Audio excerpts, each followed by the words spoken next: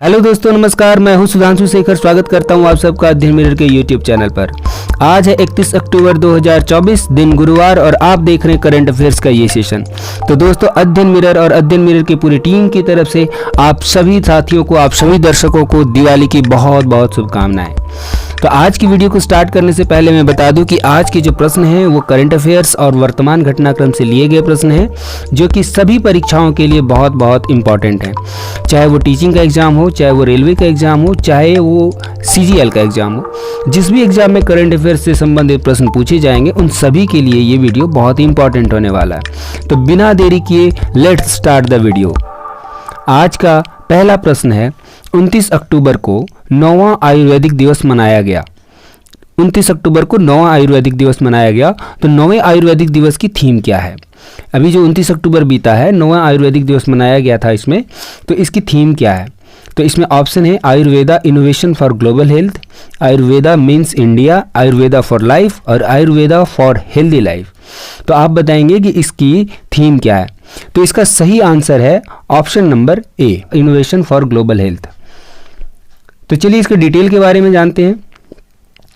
29 अक्टूबर को भगवान धन्वंतरी आयुर्वेद के देवता माने जाते हैं कि जन्म जयंती पर 9th आयुर्वेदा डे मनाया गया।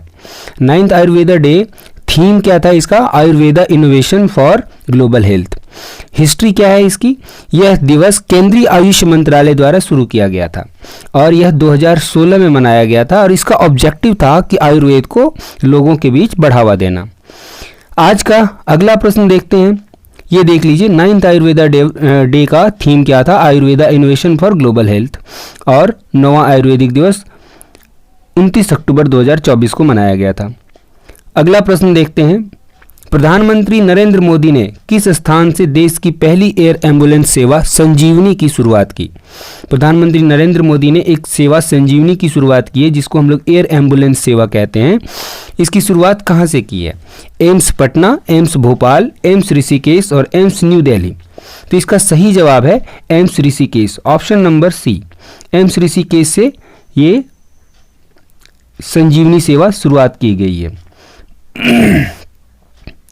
इसके डिटेल के बारे में जानेंगे।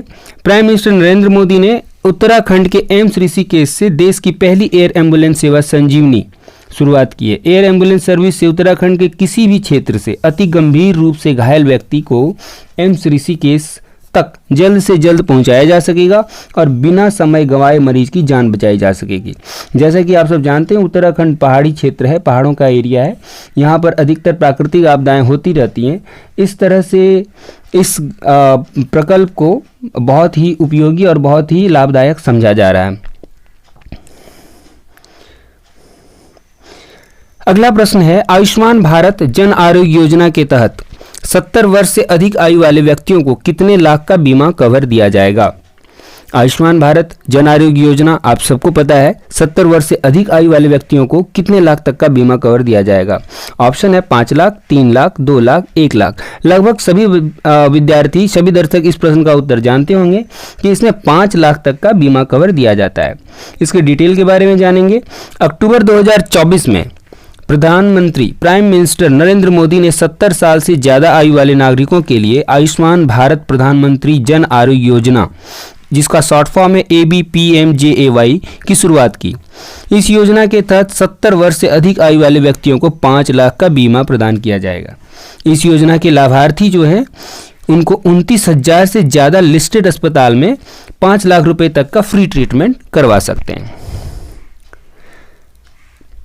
इस दौरान प्राइम मिनिस्टर नरेंद्र मोदी ने सीनियर सिटीजन को आयुष्मान वय वंदन कार्ड प्रदान किए।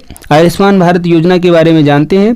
ये गवर्नमेंट ऑफ इंडिया द्वारा यूनियन फिनांस बजट 2018 में आयुष्मान भारत की घोषणा की गई है।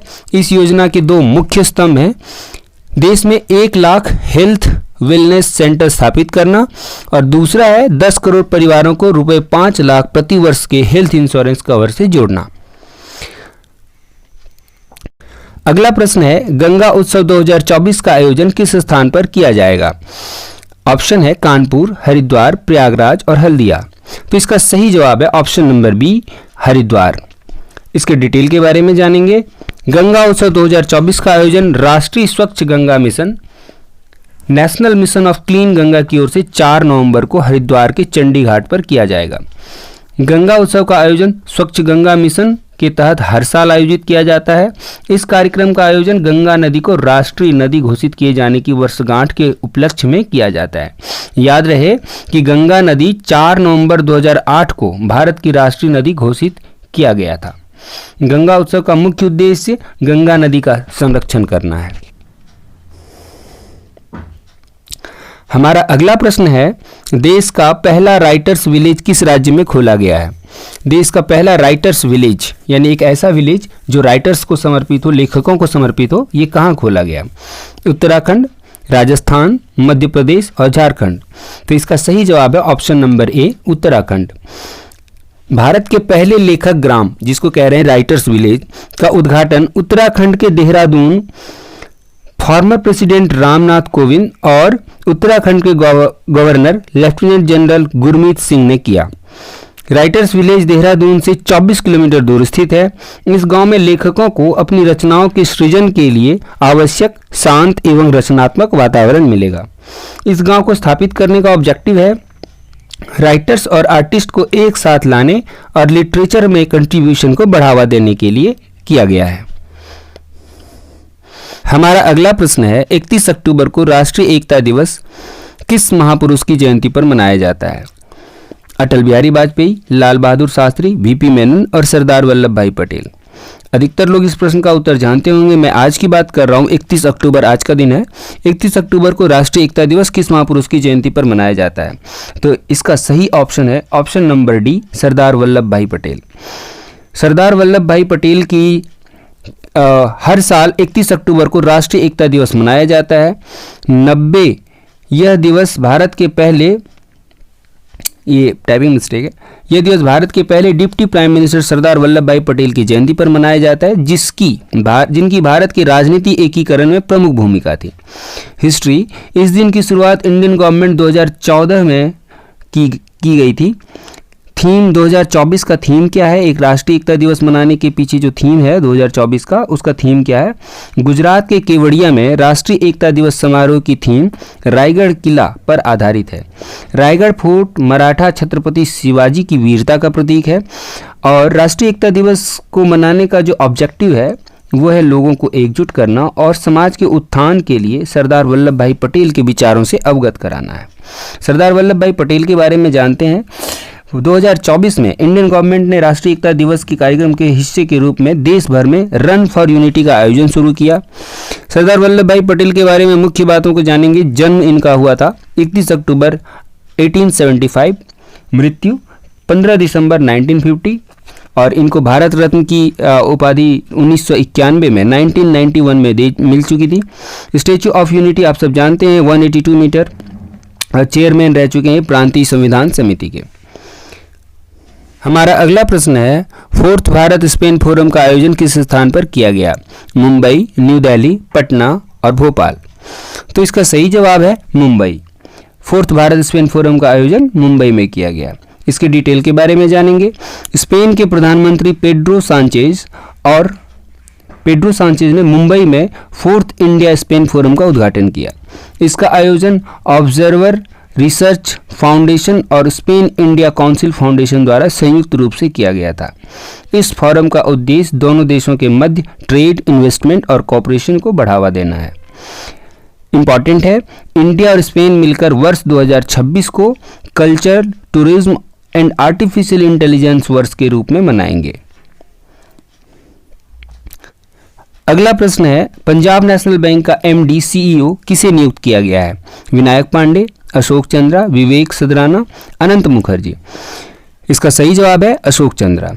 अशोक चंद्रा के बारे में जानते हैं। हाल ही में भारत सरकार ने पंजाब नेशनल बैंक का एमडी और सीईओ अशोक चंद्रा को नियुक्त किया है। फाइनेंशियल सर्विस इंस्टीट्यूशन ब्यूरो ने उनकी नियुक्ति को मंजूरी दी है। अशोक चंद्रा फिलहाल कैनरा बैंक के एग्जीक्यूटिव डायरेक्टर के पद पर कार्यरत हैं, जो कि अतुल कुमार गोयल की जगह लेंगे। हमारा अगला प्रश्न है, हाल ही में किस देश ने चीन की बेल्ट एंड रोड पहल को अस्वीकार कर दिया है? किस देश ने चीन की बेल्ट एंड रोड पहल को अस्वीकार कर दिया? जर्मनी, ब्राजील, फिनलैंड, इनमें से कोई नहीं। तो इसका सही जवाब है ब्राजील। ब्राजील के बारे में जानते हैं। ब्राजील के सुप्रीम कोर्ट ने सोशल मीडिया प्लेटफॉर्म एक्स को निलंबित किया है। भारत ने ब्राजील को G20 की अध्यक्षता सौंपी।